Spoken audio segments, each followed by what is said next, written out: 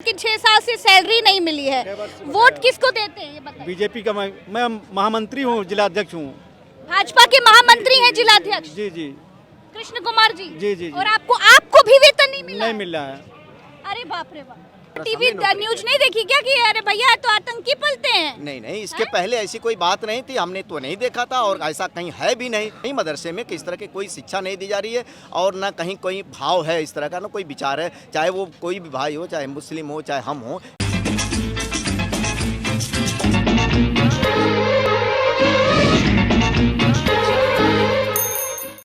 नमस्कार, इस वक्त मैं लखनऊ की ओपन जेल इको गार्डन में हूँ और इस वक्त मदरसा शिक्षकों के बीच में बैठी हुई हूँ। मदरसे के लिए कहा गया कि अब मदरसे में सिर्फ उर्दू नहीं पढ़ाई जाएगी, हिंदी, इंग्लिश, साइंस, लिटरेचर सब कुछ पढ़ाया जाएगा। शिक्षकों की भर्ती भी हो गई। भर्ती के बाद इनको 6 साल से सैलरी नहीं मिली है। आज ये सैलरी की मांग सरकार तक पहुंचाने के लिए इस वक्त मेरे साथ बैठे हुए 10 दिन से आप लोग धरने पर बैठे हैं। जी, हम 10 दिन से यहाँ बैठे हैं। 6 सालों से हम लोगों को केंद्रांश नहीं दिया जा रहा है। हाँ। हम लोग बहुत परेशान हैं। यूपी सरकार से मांगो तो वो बताती है वहाँ कागज गया है, दिल्ली सरकार से मांगो तो बताती है यूपी सरकार के पास जाओ। हम लोग बहुत परेशान हो गए हैं। शासन इस पर बात करो, वो कह रहे हैं सरकार करेगी। तो माननीय योगी जी से कह रहे हैं हम 6 साल हो गए, कह रहे हैं कि सबका साथ सबका विकास। कहाँ से सबका साथ सबका विकास हो रहा है? ये हमारे कृष्ण कुमार जी। आपका नाम क्या है भैया? कृष्ण कुमार कन्नौजिया। कृष्ण कुमार कन्नौजिया जी।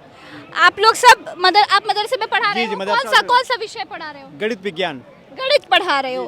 बड़े गर्व से कहा गया कि अब मदरसे में सब कुछ पढ़ाया जाएगा। आप गणित पढ़ा रहे हो, आपकी भर्ती तो हो गई, लेकिन 6 साल से सैलरी नहीं मिली है। वोट किसको देते हैं ये बताइए। बीजेपी का मैं महामंत्री हूँ, जिला अध्यक्ष हूँ। भाजपा के महामंत्री हैं जिलाध्यक्ष जी कृष्ण कुमार जी। जी। और आपको भी वेतन नहीं मिला? नहीं मिल रहा है। अरे बाप रे बाप, ये क्यों हो रहा है? सरकार ही जानती है भैया। कारण आपको क्या लग रहा है, क्या कारण है? ये भेदभाव की नीति अपनाई जा रही है। भेदभाव की नीति क्यों हो रही है आपके साथ? आप तो भाजपा के हैं, आप इन लोगों की बात आपको तो सरकार तक पहुंचाना जी, चाहिए। जी। कहते हैं कि भाजपा जितना रूट लेवल पर काम करती है, अपने बूथ अध्यक्ष तक को नाम से जानते हैं तमाम इनके नेता। तो आप तो प्रदेश अध्यक्ष हैं, आप तो महामंत्री हैं, तो फिर आप तो पहुंचा सकते हैं, आप क्यों नहीं पहुंचाते? मैं माननीय महाराज जी से, मुख्यमंत्री जी से 5 बार मिला मठ में। मिल चुके हैं? जी। तो क्या हुआ फिर? उन्होंने कहा कि हमारी सरकार योजना चलाएगी, लेकिन फिर भी केवल आश्वासन दे रहे हैं। अभी 10 दिसंबर को मिला हूँ, उन्होंने कहा कि मैं स्वयं देखता हूँ आपकी समस्याओं का समाधान को, लेकिन आश्वासन के सिवा कुछ मिल नहीं रहा। अच्छा, मंदिर बन रहा है भाई साहब, आप लोगों को ये नहीं चाहिए क्या? मंदिर क्या है, हमें रोजगार चाहिए, हमारा केंद्रांश चाहिए, मंदिर से क्या होगा? क्या नाम है भैया? नरेंद्र कुमार यादव। नरेंद्र जी, आपको भी सैलरी नहीं मिल रही? नहीं, सैलरी हम लोग 6-7 साल हो गया है जो है मिल नहीं रही। हम लोग बहुत परेशान हैं, एकदम समझ लीजिए आर्थिक। कैसे घर परिवार कैसे चला रहे हैं अब बताइए? किसी तरह से चल रहा है, समझ लीजिए कि एकदम बहुत परेशान है। घर बच्चे जो मांगते हैं उनको दाब दिया जाता है। बच्चों जो है नहीं पैसा है बेटा, मानदे मिल जाएगा, सब सरकार दे देगी, तो हम लोग जो है तुम लोग का मांग पूरी कर देंगे बेटा। जो है उन लोग की अच्छी शिक्षा जो देंगे, कोचिंग भी कराएंगे, लेकिन जो है सरकार हम लोग को मानदेय नहीं दे रही है। उम्मीद पर जो है कर्ज भी ले लिए हैं, लेकिन जो है अब लोग कहते हैं कि मदरसे के शिक्षक हैं, इनको कर्ज कौन देगा? जो ये कहाँ से देंगे? सरकार इन लोग को पैसे नहीं दे रही है। 6 साल हो गया है। तो आपको बताया नहीं कि हमारा नाम तो नरेंद्र है? बताया गया है, जानते हैं, हम लोग आधुनिक विषय पढ़ाते हैं। हिंदी समय बदल गया ना, अब तो नाम बताना पड़ता है, नाम क्या आगे क्या है पीछे जी क्या है सर, भैया? जी हम लोग जो है हिंदी, अंग्रेजी, गणित विज्ञान, सामाजिक विज्ञान, आधुनिक विषय पढ़ाते हैं। मदरसे में जो है हिंदू बच्चे भी हैं, हिंदू टीचर भी हैं। जो है ऐसा नहीं है, आधुनिक विषय हम लोग पढ़ाते हैं, कोई धार्मिक शिक्षा नहीं दे रहे हैं, फिर भी सरकार हम लोग को मानदेय नहीं दे रही है। घर परिवार चलाना बहुत ज्यादा मुश्किल होगा। बहुत ही मुश्किल। मैं बहुत मुश्किल है, इसलिए मैं कैंसर पेशेंट हूँ। मैं 3 बार ऑपरेशन करा चुका हूँ, जिंदगी जी रहा हूँ। 10 ऑपरेशन हुआ है, सिर्फ 15 लाख का कर्ज हुआ है कि ऑपरेशन के लिए कि पैसा मिल जाएगा। तो मैं 6 साल से बकाया मान रहे। बच्चे को पढ़ाए तो 2 साल फर्स्ट डे निकले, पिछले साल एडमिशन है, उसको निकलवा के घर बैठा दिया। ये दिक्कत है। मैं हार्ट का पेशेंट भी ना हो जाऊँगा ऐसे 6 साल में बकाया मानदेय नहीं मिला। मैं जो कैंसर पेशेंट 10 ऑपरेशन हुआ है, मुझे बच्चों कैसे पालना है। घर में कमाने वाले सिर्फ आप हैं? सिर्फ मैं हूँ। अभी मेरे 2 भाई हैं, ज्वाइंट है, उसी से काम चल जा रहा है। बाकी और कोई बैकअप करने वाला कोई नहीं। आपका नाम क्या है भैया? मेरा श्री भागवत मौर्य। हाँ? श्री भागवत मौर्य। श्री भागवत मौर्य। हाँ जी। तो मौर्य जी, केशव प्रसाद मौर्य जी तक अपनी बात पहुंचाने की कोशिश करिए। आपके समाज से आते हैं? राम प्रवेश शर्मा हम देवरिया से हैं। प्रभु शर्मा जी, देवरिया राम से प्रभु हैं। जी पढ़ाई की राम प्रवेश शर्मा। अरे राम प्रवेश जी हो, राम प्रभु जी हो, कोई बात नहीं। मदरसे में आप भर्ती होने जा रहे थे, तैयारी करी होगी, परीक्षा हुई होगी, इंटरव्यू वगैरह हुआ होगा, तो उसके 2 इंटरव्यू हुए।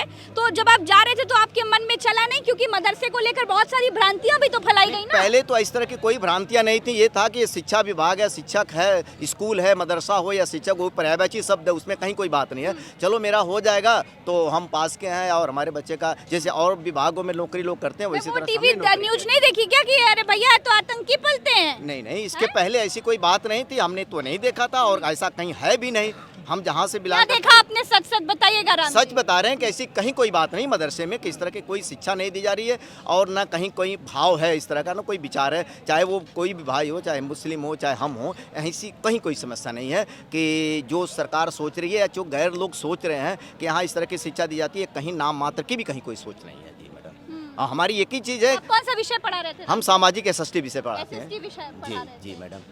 आप सब अपनी बात सरकार तक, माफ कीजिएगा मैं जूते पहनाई, आपने अपनी बात सरकार तक पहुंचाने का प्रयास किया है किस तरीके से? कई बार किया हमने, कई बार इको गार्डन में, इससे पहले भी हमने धरना दिया, कई बार हम लोग आए, यहाँ नहीं दिल्ली भी गए हम लोग। मैंने भी आपकी बात उठाई। हाँ, आपने भी उठाई, आपके चैनल से कई बार हमारी बात उठाई गई।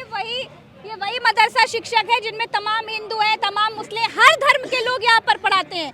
कई हिंदू भाई तो ऐसे हैं जिनको सैलरी नहीं मिली, जिनका घर परिवार बर्बाद हुआ जा रहा है, कह रहे हैं कि हम तो अपना धर्म ही बदल देंगे भैया, हम हिंदू से मुसलमान ही बन जाएंगे। बिल्कुल, हमारे यहाँ 60-40 का रेशियो है। हाँ। ऐसा नहीं है कि सारे मुस्लिम लोग हैं, 60-40 का रेशियो है, लेकिन सभी परेशान हैं। वजह यह है ना, मुझे ये लगता है कि सरकार को हमसे लगता है कि कोई वोट का कोई फायदा है नहीं, इसलिए शायद हम लोगों के साथ अनदेखी की जा रही है। अच्छा, तो वोट ये कृष्णा भैया, ये राम भैया तो वोट देंगे ना? नहीं तो जुड़े तो मदरसे से है ना, तो इसलिए गेहूं के साथ घुन पीसा जा रहा है। बस वही बात है मैम, वही बात है। बच्ची को लेकर के आई है जी, मैं तो छोटी बच्ची को लेकर के आप लोग धरना वरना दे रहे हो। अमृतकाल में राम राज में शोभा नहीं देता है। अब हमारे सरकार तो यही कहते हैं ना कि एक हाथ में कुरान, एक हाथ में कंप्यूटर, ऐसे बच्चों को लेकर आएंगे तो भविष्य कहाँ से बनेगा? मैडम, जब बताइए बच्चों को भगा दिया गया, मैं मुझे कमाने का कुछ नहीं जरिया है मेरे पास, हस्बैंड भी बीमार बेड में पड़े, छोटा बच्चा छोड़ करके आई हूँ, बगैर सैलरी के मैं नौकरी कर रही हूँ, आश्वासन से नौकरी कर रही हूँ, बच्चे का जीवन बेकार कर रही हूँ। आप बच्चे से पूछ लीजिए बच्चा किस लिए यहाँ पर आया, ये बता सकता है बच्चा। अच्छा, नाम बताओ। मेरा नाम आलिशबा। अच्छा, स्कूल जाती हो? कौन सा स्कूल है? इकरा। इकरा। अभी किस क्लास में हो? बताओ बेटे। फर्स्ट। तो स्कूल जा रही हो अभी? नहीं, क्यों नहीं जा रही हो? मैम ने भगा दिया। मैम ने भगा दिया? क्यों भगा दिया? मैम को भगा दिया मैडम, बच्चे बता रहे हैं कि मैम ने भगा दिया बच्चों को। किसकी वजह से? फीस ना देने की फीस वजह ना से। देने की वजह से। ना बच्चों को खिला पा रही, ना पहना पा रही, नाम की शिक्षक हूँ। देखिए, दूसरे के बच्चों को शिक्षा दे रही है, लेकिन अपने ही बच्चे को स्कूल से भगा दिया गया है। क्यों? क्योंकि इनको सैलरी नहीं मिल रही है, ये फीस नहीं दे पाई। कितनी शर्म की और कितने दुख की बात है, बहुत दुख की बात है। मेरे हस्बैंड ने यहाँ तक ये कह दिया, अगर आप पढ़ाने जाओगी तो आप तलाक ले लो और जाके मदरसे में रहो, वहीं पढ़ाओ। बच्चा छोटा सा फीट कराती, बच्चा मैं छोड़कर जाती हूँ, बगैर पैसे की नौकरी करती हूँ।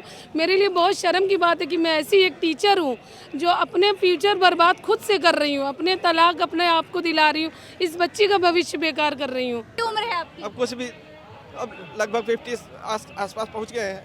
अब आगे क्या करेंगे? तो सरकार नारे खुमकले हमको लगते हैं, इनका आसमान सारा झूठा हमको लगता है। देखिए, इनकी आंखों के आंसू बता रहे हैं कि ये वाकई बहुत प्रताड़ित हैं, शोषित हैं। तमाम लोग यहाँ पर क्या बोलेंगे? सरकार से यही निवेदन है, हम लोग का मानदेय दे, हम लोग को जिला ले किसी तरह से, जो है बीवी बच्चों को, परिवार को, जो बहुत परेशान हम लोग हैं। और हम लोग का प्रताड़ित और शोषित लोग हैं, इनको सैलरी मिल जानी चाहिए। मेहनत करते हैं, अपना हक मांग रहे हैं, भीख नहीं मांग रहे हैं। और जब सरकार सबके साथ और सबके विकास की बात करती है, तब ये कौन लोग हैं जिनको ऐसे लावारिसों की तरह छोड़ दिया गया है? बेहद शर्म और बेहद दुख की बात है। मैं प्रज्ञा मिश्रा पब्लिक की रिपोर्टर हूं और पब्लिक के साथ खड़ी रहती हूं।